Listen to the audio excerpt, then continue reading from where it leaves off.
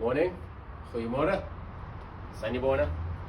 It's Wednesday, the 13th of May, lockout day 48.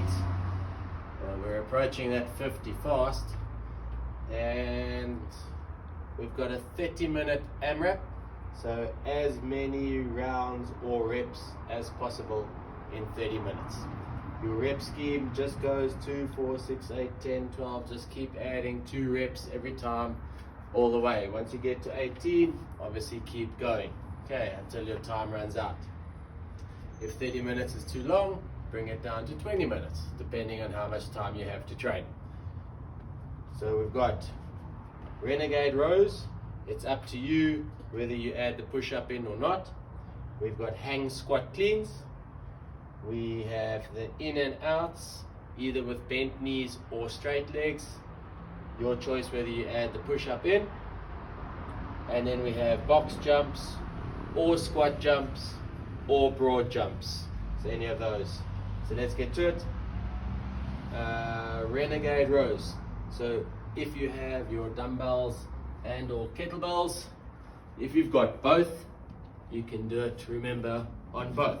So when you do 2, it'll be a push-up, row is 1, push-up, row is 2. The other option, if you want to make it a bit more interesting, go push-up, row as 1, push-up, row would be 2.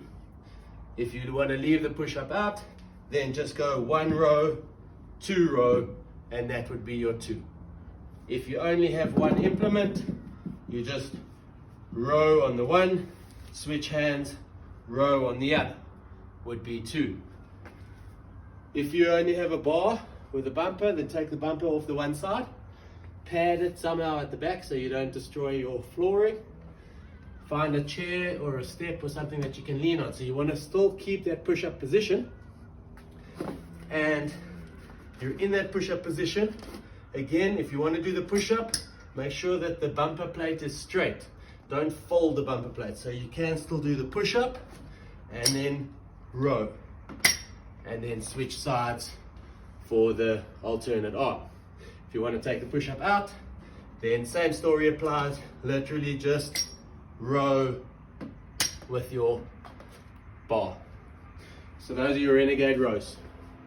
It's 2 in total, 4 in total, 6 in total. So you do the math between the arms. Our hang squat cleans, using your single implement, is above the knee. So above the knee into a squat and then up. So hang squat clean, knee into the full squat and up. This also works again for single implement. So anywhere above the knee into the front rack and stand, then switch arms, hang, squat, clean.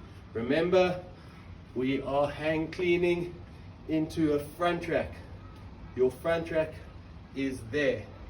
It's not out there, that's not a front rack. Your dumbbell or kettlebell must be in the front. That's what makes you strong. Then we've got our in and outs with, so in and out, remember, you can jump it or you can slide it. Then if you're going to go straight legs, it's probably better to slide and then back out. And again, if you want to add the push-up in, add the push-up in. So push-up, then in and out. Push-up, in and out. What's very important is separating the 2 movements. What a lot of guys do is they go in and then drop straight into it. You're losing out on strength. So finish each movement before you move into the next one. So those are your in and outs with or without the push-up, straight leg or bent leg. And then you've got your box jumps, where if you've got somewhere to jump onto, then jump onto that.